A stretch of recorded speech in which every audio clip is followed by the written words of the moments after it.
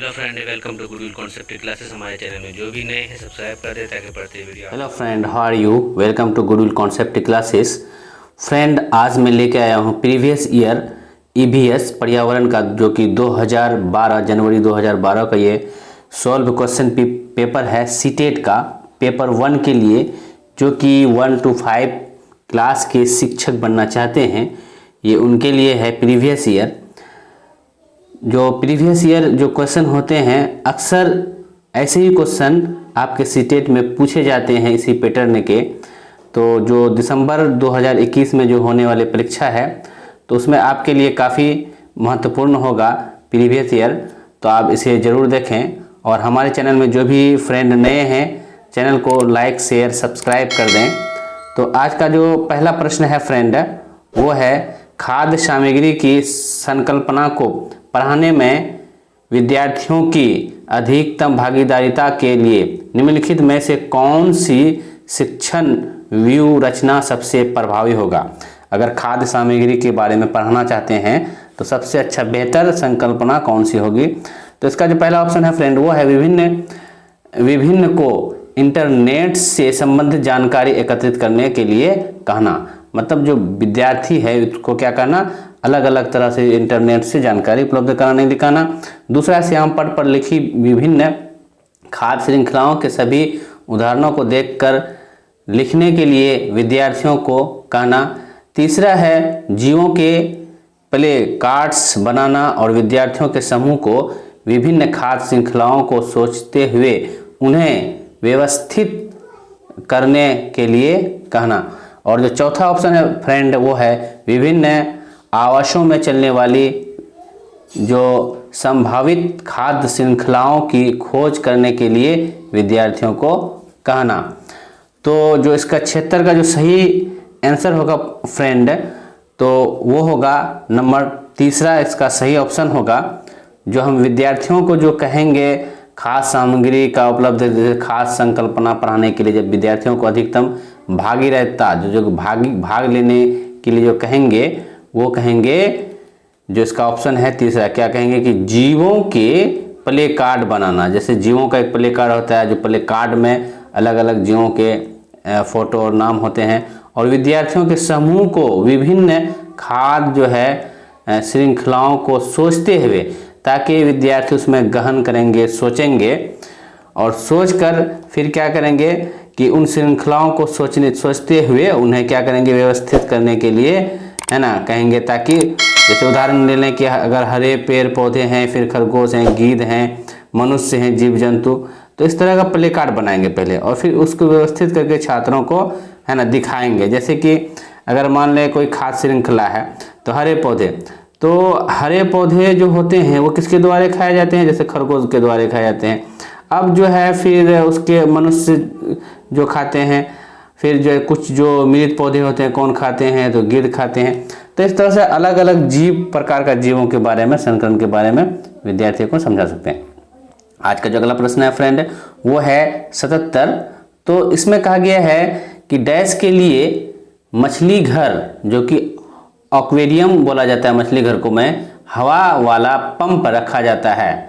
तो किसके लिए मछली घर में हवा वाला पंप रखा जाता है, क्यों रखा जाता है? तो पहला ऑप्शन है पानी को साफ करने के लिए, जलीय पौधों को अधिक कार्बन डाइऑक्साइड उपलब्ध कराने के लिए। तीसरा है अधिक ऑक्सीजन को पानी में घुलने देने के लिए। चौथा है मछली घर एक्वेरियम जो होता है कि शोभा बढ़ाने के लिए। तो फ्रेंड, इसका जो सही उत्तर होगा वो होगा आपका तीसरा इसका सही उत्तर होगा, अधिक ऑक्सीजन को पानी में घुलने के लिए किया जाता है। क्योंकि मछली घर में जो हवा वाला जो पंप मछलियों के लिए जो आवश्यक होती है, वो ऑक्सीजन को ही उपलब्ध कराने के लिए लगाया जाता है। क्योंकि जब मछली घर में हवा वाले पंप के साथ साथ क्या होता है, प्रकाश तथा भोजन की जो उचित व्यवस्था की जाती है, इसकी जो तल में जैसे मिट्टी या रेत आदि मोटी परत होनी चाहिए। तो इस तरह से क्या होता है कि उसके मछली घर में क्या स्थान में ऑक्सीजन की कमी हो जाती है, और इस ऑक्सीजन को पूर्ति करने के लिए मछली घर में पंप लगाया जाता है। आज का जो अगला प्रश्न है फ्रेंड, वो है आपका कि अंजलि अंजलि की सहेली दांतों में क्षय से बचने के लिए निम्नलिखित 4 तरीके बताती हैं। कितना तरीके बताती हैं? 4 तरीके बताती हैं अंजलि की फ्रेंड। तो इसमें है कि दिन में 2 बार ब्रश करें दांत को क्षय से बचाने के लिए। दूसरा है इनेमिल कम ना हो इसके लिए ब्रेसिस पहने। तीसरा है मिठाई, चॉकलेट और कार्बन डाइऑक्साइड युक्त पेय पदार्थ ना लें। चौथा है हर खाने के बाद कुल्ला करें। तो अंजलि को उपरोक्त तरीकों में से किसका अनुपालन करना चाहिए? जो तरीका है 4 तरीके दिए हुए हैं, तो किसका अनुपालन करना चाहिए? तो इसमें से कुछ ऑप्शन है एक भी, तो एक में बी सी डी का करना चाहिए, सी डी ए का करना चाहिए। तो इसमें जो ऑप्शन करना चाहिए दूसरा होगा।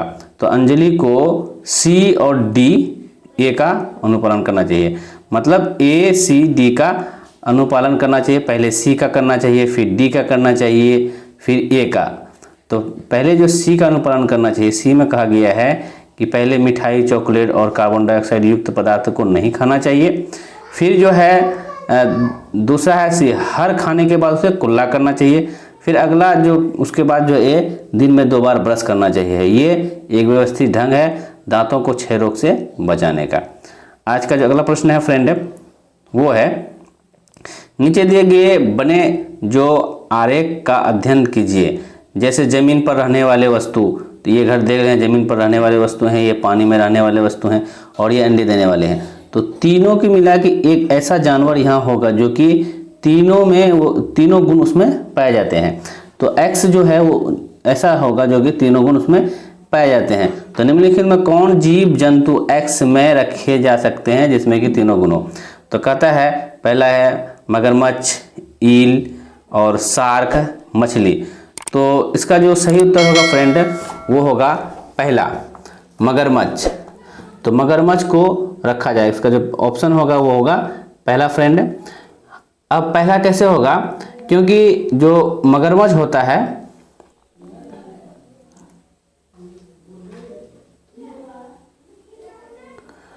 मगरमच्छ, तो एक्स में जो रखा जाएगा मगरमच्छ को, क्योंकि जैसे कि ये जो जमीन तथा पानी दोनों में रहे तथा अंडे भी दे।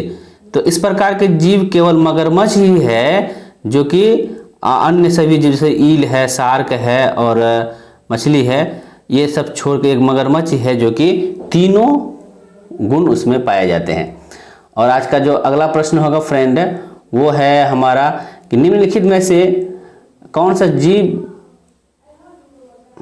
निम्नलिखित में से जो जीव है जीव प्रक्रियाओं का कौन सा युग्म पेड़ पौधे और जीव जंतु दोनों में मिलते हैं? जो कि पेड़ पौधे में मिलते हैं और जीव जंतु में मिलते हैं, ऐसे कौन सी जीवन प्रक्रिया है? तो इसका जो सही उत्तर होगा वो होगा चौथा इसका सही उत्तर होगा वृद्धि और प्रजनन।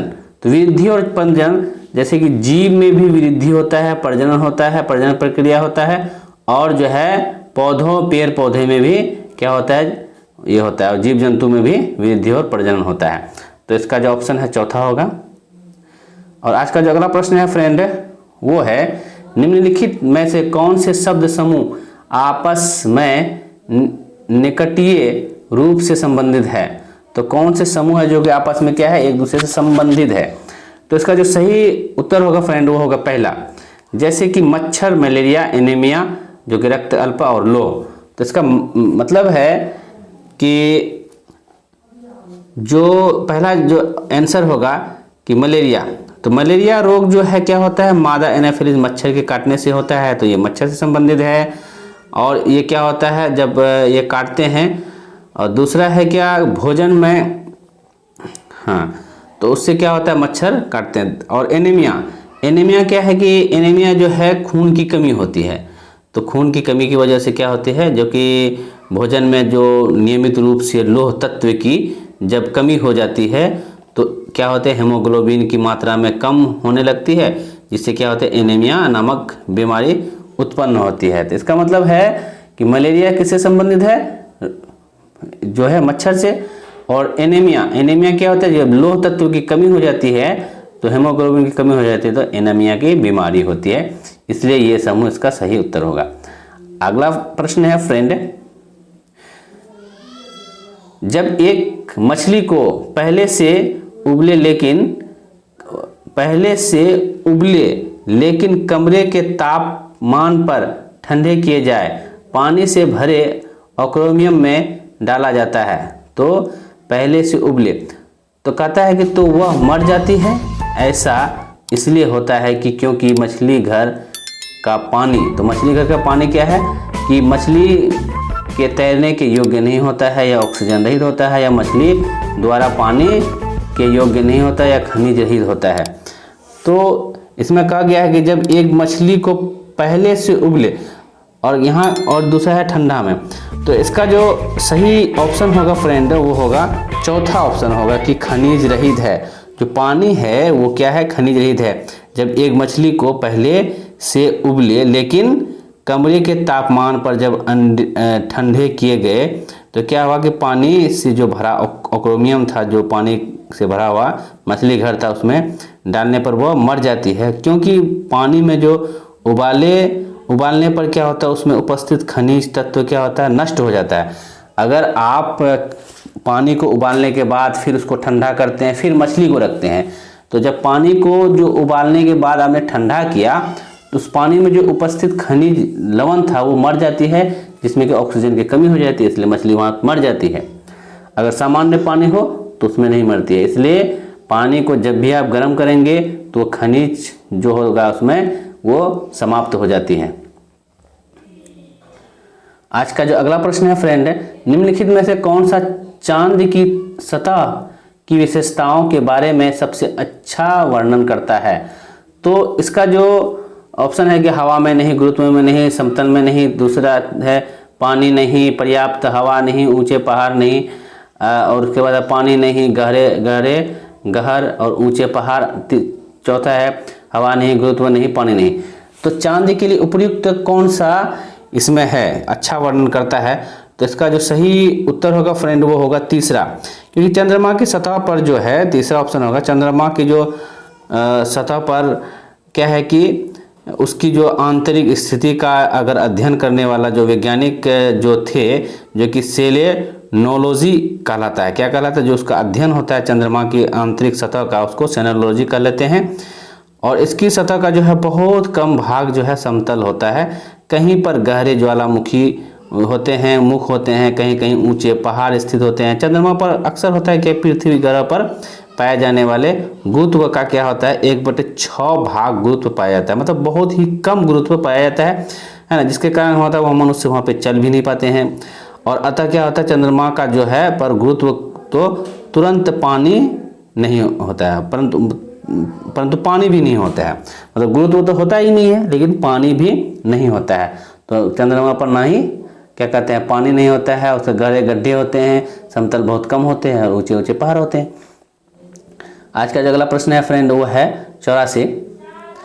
इसमें है कि आरती एक पोस्टर पर एक बीमारी की रोकथाम से संबंधित निम्नलिखित सावधानियां पढ़ती है। तो उसमें पढ़ती है पोस्टर पर बीमारी का रोकथाम के लिए है कि अपने आसपास पानी को जाम ना होने दें, पानी के बर्तनों और कुल्हड़ों और टंकियों को साफ रखें। यदि कुछ जगहों पर पानी इकट्ठा हो जाता है तो तेल का छिड़काव करें या स्वयं के बचाव के लिए जाली का प्रयोग करें। तो इसका जो सही जो ऑप्शन होगा इसमें, जैसे 4 पोस्टर में 4 बातें लिखी हुई है, तो पोस्टर का उद्देश्य डैश के फैलने के बारे में जागरूकता करता है। तो ये सारा जो 4 बातें हैं क्या फैलने से रोकने का जागरूकता करता है, डेंगू। तो इसका जो पहला ऑप्शन है कि डेंगू और जापानी मस्तिष्क ज्वर से, चेचक और मलेरिया से, डेंगू और आई फ्लू से, टाइफाइड और हैजा से। जो इसका जो सही आंसर होगा वो होगा फ्रेंड पहला। तो इसमें कहता है कि डेंगू और जापानी मस्तिष्क ज्वर से बचने के लिए ये 4 बातें जो है, ये जो 4 बातें हैं पोस्टर में लिखी हुई है, ताकि उसमें डेंगू, अगर पानी जाम हो जाए, कुल्लों में पानी रहे, बर्तनों में पानी रहे, टंकियों में पानी ज़्यादा दिन तक रहे, उससे क्या होगा, डेंगू फैल सकता है और ज्वर वाली बीमारी हो सकती है।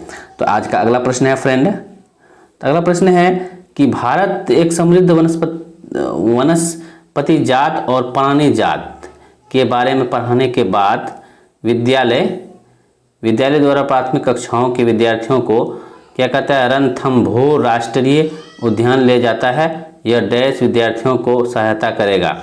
तो भारत में समृद्ध वनस्पति और तो क्या सहायता करेगा पढ़ाने में, या तो कहता है कि जब पढ़ाने के बाद उसको ले जाता है तो प्रकृति के प्रति सम्मान विकसित करने के लिए या कक्षीय अधिगम को वास्तविक जीवन स्थितियों के साथ जोड़ने से, या तीसरा है पर्यावरण संरक्षण के कौशलों का विकास करने से, या बाहरी भ्रमण दोस्तों के साथ मजा लेने के लिए। तो जब पढ़ाने के बाद किसी बच्चे को जब बाहर उसी चीज़ से संबंधित अगर बाहर ले जाते हैं, इसका मतलब है कि उस बच्चों को जो है कक्षीय अधिगम, जो कक्षा में अधिगम हुआ, जो पढ़ाया गया, उसको वास्तविक जीवन स्थितियों के साथ जोड़ने के लिए लेके गए बाहर, ना कि मजा लेने के लिए, ना ही कि कौशलों का विकास करने के लिए, ना कि सम्मान विकसित करने के लिए। तो इसका जो सही ऑप्शन होगा वो तीसरा होगा फ्रेंड। आज का जो अगला प्रश्न है फ्रेंड, कक्षा में पोषण प्रकरण का परिचय अधिक प्रभावी तरीके से देने के लिए एक शिक्षक को, अधिक अगर पोषण का प्रकरण पढ़ाना है, चैप्टर पढ़ाना है, अधिक प्रभावी के लिए शिक्षक को क्या करना चाहिए, मानव दांतों का प्रारूप दिखाना चाहिए। विद्यार्थियों को अपने टिफिन बॉक्स खोलने और उसकी सामग्री को देखने के लिए कहना चाहिए तथा बाद में शिक्षक को व्याख्या करनी चाहिए। तीसरा है पोषक तत्वों के भरपूर विभिन्न भोजन के उदाहरण देने चाहिए। चौथा है श्याम पट पर पाचन तंत्र का आलेख बनाना चाहिए। तो इसका जो सही उत्तर होगा फ्रेंड वो होगा 86 का तीसरा होगा। अब तीसरा क्यों होगा, जो तीसरा इसलिए होगा कि कक्षा में जो पोषण प्रकरण का जो परिचय अधिक प्रभावी तरीके से देने के लिए क्या होगा, एक शिक्षक को पोषक तत्व से भरपूर विभिन्न भोजन के उदाहरण देने चाहिए। क्या देना चाहिए, भोजन के उदाहरण देना चाहिए। इसको तरह तरह का भोजन के बारे में बताना चाहिए ताकि पोषक तत्वों के लाभों के बारे में जो है वर्तमान में जो प्रचलित जैसे फास्ट फूड कुछ हानियां होते हैं उसके बारे में बच्चा को बताए, और कौन सा फूड लाभदायक है उसके पोषक तत्वों को जो है पूरा करता है उसके बारे में बताया, और दोनों में विभेद भी बताया बच्चों को। तो उससे बच्चे क्या होंगे, पोषण प्रकरण को अच्छा से समझेंगे और उसका पालन भी करेंगे अपने जीवन में। और आज का जो अगला प्रश्न है कि शामिल करना मतलब इंगेज, किसी को इंगेज करना या खोजबीन करना, एक्सप्लोर करना, व्याख्या करना, एक्सप्लेन करना, विस्तार देना, एलोबरेट करना और मूल्यांकन करना, एवेलुएट। विज्ञान के प्रभावी शिक्षण के से जुड़े पांच महत्वपूर्ण ये अंग हैं। तो अनुकरण के आवश्यक स्थितियाँ की संकल्पना के जुड़े व्यवहारिक अनुभवों और विद्यार्थियों को उपलब्ध कराते समय जब विज्ञान के शिक्षक उनसे निम्नलिखित गतिविधियों करने के लिए कहती है, तो ये पांचों से जुड़ी हुई कुछ गतिविधियां करने के लिए कहती है विज्ञान के शिक्षक। तो इसमें जो गतिविधियां हैं फ्रेंड वो है, बीजों को रात भर पानी में रखें और उन्हें सूती गीले कपड़ों में रखें। दूसरा है कि 2 दिनों के बाद बीजों का क्या करें, अवलोकन करें और उनमें आए परिवर्तनों का रिकॉर्ड करें। तीसरा है पुस्तक पढ़ें और दिए गए कार्य पात्रक का काम करें। और जो चौथा ऑप्शन है वो है कि पुस्तक पढ़ें, हाँ ये कार्य करें। 3 है, 3 जो दिया हुआ है। तो 3 प्रकरण में क्या है कि शिक्षक द्वारा दी गई जो उपरोक्त गतिविधियां में इन 5 जो है 5 में से कौन सा शामिल नहीं है। इस पांचों जो बताया गया है 5 इवेलुएट जो प्रकरण, ये सारे जो 5 बताए गए हैं, शामिल करना, खोजबीन करना, तो पांचों में से कौन जो है शामिल नहीं है। तो कौन इसमें शामिल नहीं होगा। तो इसका जो सही उत्तर होगा फ्रेंड, मैं डायरेक्ट उत्तर पे जाता हूँ। उसका सही जो उत्तर होगा वो होगा चौथा उत्तर होगा, क्योंकि चौथा उत्तर होगा इंगेज और एक्सप्लोर करना। मतलब किसी को इंगेज नहीं करेंगे इसमें, जैसे कि बच्चा को अगर इंगेज जैसे कि शामिल करना हुआ, एक्सप्लोर मतलब खोजबीन करना, इसमें क्या शामिल होगा, जैसे व्याख्या करना, विस्तार देना या फिर उसका मूल्यांकन करना, ये सारे शामिल होंगे अंकुरण के लिए। लेकिन इंगेज शामिल नहीं होगा, एक्सप्लोर शामिल नहीं होगा। एक्सप्लोर करेंगे तो बीज क्या होंगे, एक्सप्लोर हो जाएंगे। मतलब बिखर जाएंगे, तो एक्सप्लोर नहीं करेंगे। आज का जो अगला प्रश्न है फ्रेंड वो है, एक कक्षा के अनुभाग अ को पोर्टफोलियो और कोयले के भंडारणों के रिक्तीकरण प्रकरण पढ़ाने के लिए क्या करते हैं? प्रकरण पढ़ने के लिए मल्टीमीडिया कैप्सूल का प्रयोग किया गया, जबकि अनुभाग ब को ग्रीन बोर्ड पर आरेख बनाते हुए पढ़ाया गया। एक क्या हुआ? मल्टीमीडिया में पढ़ाया गया और एक बोर्ड में पढ़ाया गया। तो बाद में यह पाया गया कि अनुभाग अ के जो कि पहले जो पढ़ाया गया मल्टीमीडिया में अनुभाग अ, तो विद्यार्थियों ने एक बेहतर सीमा तक प्रकरण को समझ लिया। ऐसा होने के कारण यह हो सकता है, मतलब जो मल्टीमीडिया बोर्ड में पढ़ाया गया विद्यार्थी अच्छा से समझ लिया मल्टीमीडिया बोर्ड में, लेकिन जब उसी को सामान्य बोर्ड में पढ़ाया गया तो विद्यार्थी को उतना समझ में नहीं आया। तो ऐसा हो सकता है, क्या हो सकता है कि ग्रीन बोर्ड एक अच्छी दृश्य सामग्री नहीं है या बहु उपायक्रम दैनिक जीवन स्थितियों के अधिक नज़दीकी है। तीसरा है कि मल्टीमीडिया सामग्रियों का प्रयोग अपेक्षाकृत अधिक मितव्ययी मतलब इकोनॉमिकली क्या होता है अच्छा है, या दृश्य सामग्रियों बेहतर साधारण के लिए सभी इंद्रियों का शामिल करती है। तो जो मल्टीमीडिया है वो क्या हुआ? दृश्य सामग्री हुआ। तो इसका मतलब है जो दृश्य सामग्री है तो दृश्य सामग्री TLM होता है, वो सभी ज्ञान इंद्रियों को शामिल करती है। आँख को कहते देखने के लिए, कान सुनते हैं उससे, क्योंकि मल्टीमीडिया बोर्ड में आवाज़ भी होती है। तो इसका सही ऑप्शन होगा वो चौथा होगा, दृश्य सामग्री बेहतर संचारण के लिए सभी इंद्रियों का शामिल करती है। आज का जो अगला प्रश्न है फ्रेंड वो है, एक कक्षा में औसत से कम वाले चार विद्यार्थी हैं, उन्हें अन्य विद्यार्थियों के समान लाने के लिए निम्नलिखित में से कौन सी व्यू रचना सबसे प्रभावी होगा? अगर उसमें 4 विद्यार्थी ऐसे हैं जो कि काफ़ी कमज़ोर हैं, तो उसको औसत में बाकी विद्यार्थियों के समान लाने के लिए क्या करना होगा शिक्षक को? तो शिक्षक को करना होगा क्या? जैसे कि पहला है कि उन्हें अगली पंक्तियों में बैठना और उनके काम का सर्वेक्षण करना। अगला है उनके अधिगम के कमजोर क्षेत्रों की पहचान करना और उसके अनुसार सुधारात्मक उपाय उपलब्ध कराना। तीसरा है उसे सुनिश्चित करना कि नियमित रूप से विद्यालय आए। चौथा है उन्हें घर पर करने के लिए अतिरिक्त दत्त कार्य देना। तो इसका जो सही ऑप्शन होगा फ्रेंड वो होगा मेरे ख्याल से इसका जो सही ऑप्शन होना चाहिए वो दूसरा सटीक है, क्योंकि यहाँ दूसरे में कह रहा है कि उनके अधिगम के कमजोर क्षेत्रों की पहले तो पहचान करेंगे आखिर क्या कमजोरियाँ हैं, फिर उसके अनुसार उसका सुधार का उपाय करेंगे, फिर वो चीज़ उसको बच्चे को पढ़ा के फिर कक्षा में जो है सामान्य बाकी विद्यार्थियों के जैसा बनाएंगे। चौथा प्रश्न है, एक संतुलित प्रश्न पत्र बनाने के लिए निम्नलिखित चरणों के क्रम में से कौन सा सही तरीका है? एक संतुलित प्रश्न पत्र बनाने के लिए कौन सा तरीका प्रभावी होगा? तो इसका सही उत्तर पहला ही होगा कि डिजाइन तैयार करना। पहले डिजाइन तैयार करेंगे, फिर ब्लूप्रिंट तैयार करेंगे कि किस प्रकार का प्रश्न बनाना है, तो वो पहले पेज लेंगे, उसका डिजाइन करेंगे, फिर प्रश्न, तब जो कि प्रश्न को लिखेंगे। प्रश्न लिखने के बाद क्या होगा, उसका संपादन करेंगे, प्रश्न को अंत तक लिखेंगे, फिर अंक योजना लिखना है कि कौन सा प्रश्न में कितना नंबर। तो लाइक करें, शेयर करें और सब्सक्राइब करें, बेल आइकॉन को जरूर दबाएं ताकि अगले वीडियो का नोटिफिकेशन आप तक पहुंच सके।